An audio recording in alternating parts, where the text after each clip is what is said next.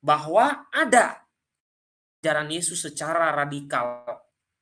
Secara radikal di sini adalah secara ketat. Ya, contohnya tadi itu yang mengampuni Pastor Sahabat Nababan pada tahun 2022 ini. Selalu ada dari masa ke masa, dari zaman ke zaman, yang memberi contoh dan teladan pada kita Bapak Ibu. Memang tidak seluruh umat Kristiani melakukan secara radikal ajaran Yesus. Tetapi namanya tanda petik orang kudus yang memberi contoh kepada kita bagaimana mengamalkan kehidupan sehingga saya kira apa yang dikatakan oleh Mahatma Gandhi sebenarnya dalam gereja Katolik sudah dijawab bahwa ada yang melakukan secara radikal tanda petik ya ajaran Kristus itu, terutama pengampunan terhadap musuh. Nah, itu kan dilakukan oleh Paus Yohanes Paulus kedua, Bapak Ibu. Dilakukan oleh Oscar Romero, Bapak Ibu. Ya, dia ditembak mati saat sedang memimpin misa. Dilakukan oleh Mother Teresa. Kalau di Indonesia dilakukan oleh Romo Mangunwijaya.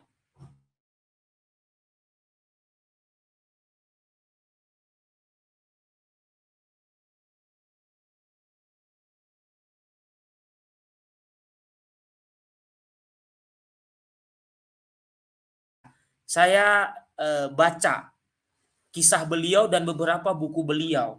Bahkan saya sepertinya punya buku beliau, pengajaran atau pandangan-pandangan beliau itu ada gitu. Romo Mangunwijaya. Oke, Romo Mangunwijaya. Itu sudah memberi contoh-contoh juga kepada kita. Ya. Atau tokoh-tokoh yang masih hidup pada masa ini. Saya juga sangat kagum dengan misalnya Romo Magnis ya, Romo Magnis Suseno.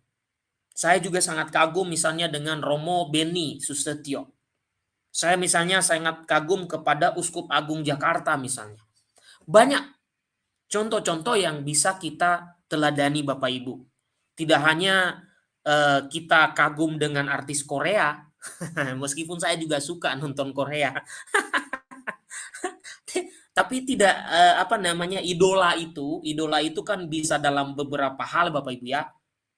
Idola itu bisa dalam konteks misalnya penampilan, dalam konteks keimanan, kan itu banyak yang bisa kita idolakan gitu. Nah, oke. Itu contoh-contoh. Nah, Bapak Ibu, ini juga sebenarnya mungkin Bapak Ibu sudah tahu ya, ada seorang martir pada masa Timor terpisah dari Indonesia. Ini sengaja saya angkat kisahnya karena ternyata banyak orang yang tidak tahu loh. Padahal ini pernah dimuat di majalah Hidup kisahnya. Tapi mungkin ada juga yang sudah tahu ya. Ini adalah Romo Dewanto SJ. Dia adalah korban pada kisah ya atau pada masa ketika Timor Timor saat itu memisahkan diri dengan Indonesia. Nah, saya ambil dari sumber majalah Hidup ini supaya saya tidak melenceng kisahnya. Nah, coba kita baca sedikit ya. Ini juga bisa kita jadikan teladan ya Bapak Ibu ya. Kita bisa jadikan contoh. Dari judulnya saja kita sudah lihat ya Bapak Ibu.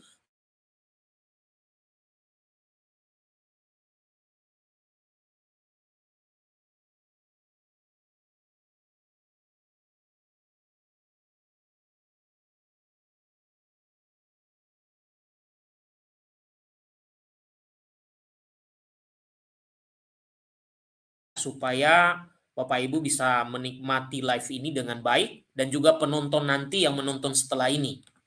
Nah, ini mungkin jarang diketahui sehingga kemarin sempat saya komentar di beberapa channel Katolik yang menampilkan beberapa martir asli Indonesia gitu ya.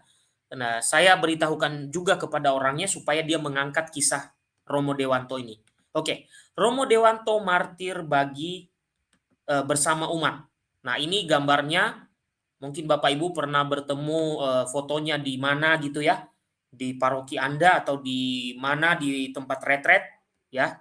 Nah, ini juga adalah contoh teladan bagaimana berkorban atau meneladani Kristus, ya. Ini nama aslinya Bapak Ibu yang ada di sini ya, ini Tarsisius Dewanto SJ. Oke? Ya, mari kita lihat apa bagaimana kisahnya. Ya, ya, ini kisahnya dimuat di majalah Hidup ya Bapak Ibu. Jadi saya tidak ngarang-ngarang gitu ya. Mari kita baca. Pembunuhan massal ya para pengungsi di gereja Santa Maria Suai Timor Leste terjadi tanggal 6 September 1999 sebagai rangkaian kemarahan para milisi ya Laksaur dan Mahidi dan tentara atas hasil referendum yang digelar PBB. Oke. Kemudian kisahnya seperti apa? Termasuk pastor ini nanti di dalamnya. Nah, Pastor Paroki Suai, RD Hilario Madeira, ya, RD Francisco Soares dan RP Tarsisius Dewanto SJ dibunuh bersama puluhan umat Katolik yang mengungsi di kompleks gereja. Sebagian jenazah dibawa ke pantai Desa Alas, Kecamatan Wemasa, Kabupaten Belu, Timor Barat. Nah, ada 3 pastor yang dibunuh, Bapak Ibu. Oke? 3 pastor yang dibunuh, salah satunya adalah yang saya sebutkan namanya tadi, Tarsisius Dewanto SJ.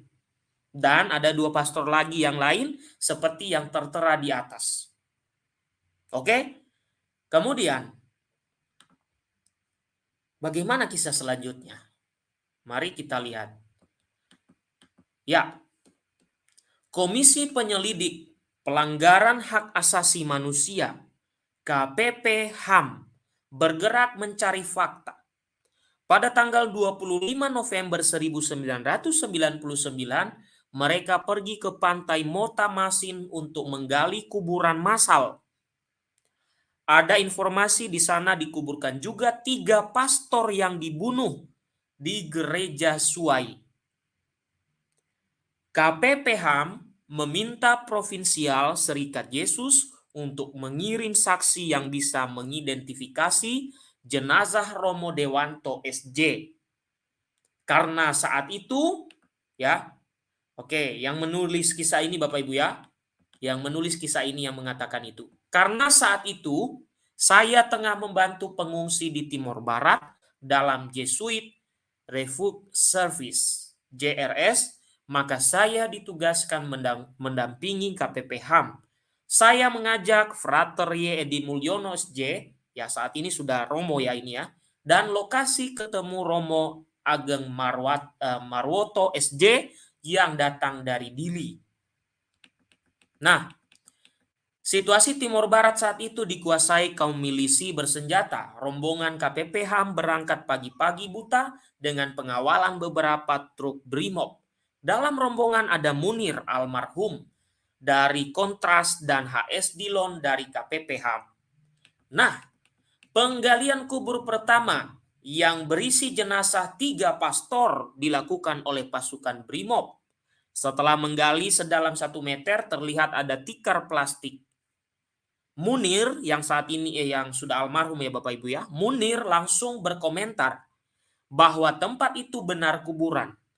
Dan saat mulai terlihat tulang belulang, ya yang menulis ini, hati saya berdesir, Dek, panggilan saya kepada almarhum Romo Dewanto, mengapa kamu mati begitu mengenaskan?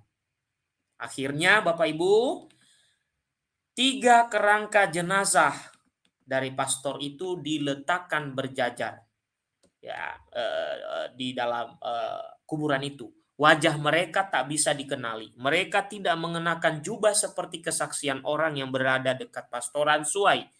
Mereka bersaksi ketiganya memakai jubah saat dieksekusi.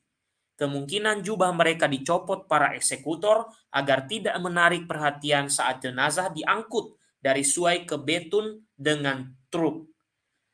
Nah, kemudian dikatakan di sini, saya tak mengenali lagi jenazah Pastor Hilario dan Francisco. Frater Edi Mulyono mengenali sandal yang dikenakan Pastor Dewanto, dan Romo Ageng Marwoto bisa mengenali sabuknya. Tim dokter forensik dari RSCM Jakarta membawa susunan gigi dari Rumah Sakit Panti Rapih, Yogyakarta. Sebelum berangkat ke Timor Leste, ya, bulan Agustus 1999, ya, ia memeriksakan giginya di RSPR. Ya, ternyata susunan gigi para jenazah sama dengan catatan dokter RSPR. Setelah itu kuburan kedua dan ketiga digali. Diketemukan 24 jenazah laki-laki, perempuan, dan anak-anak. Semua langsung diotopsi di Rumah Sakit Umum Atambua. Ini saya tidak bermaksud membuka masa lalu Bapak Ibu, tapi saya mau menunjukkan bagaimana pengorbanan, ya, para pastor ini sampai nyawa mereka terancam, ya. Terutama di sini yang saya singgung Romo Dewanto ini dan 2 orang Romo yang lain tadi. Nah, karena ini sudah dimuat di majalah Hidup dan dipublikasikan, saya kira ini untuk dikonsumsi oleh khalayak, ya. Nah, hari sudah senja, kami ingin memakamkan Pastor Dewanto dengan layak. Dari pihak gereja Timor Leste, mereka menghendaki jenazah ketiga pastor dibawa ke Dili. Kesulitan administrasi muncul karena tentara dan kaum milisi tidak mengizinkan kami melewati perbatasan negara membawa jenazah. Hari sudah gelap dan jenazah 3 pastor sudah dibawa dengan truk Brimob ke perbatasan. Setelah negosiasi alot, akhirnya kami diizinkan melewati perbatasan hanya membawa 3 jenazah pastor. Ya, oke.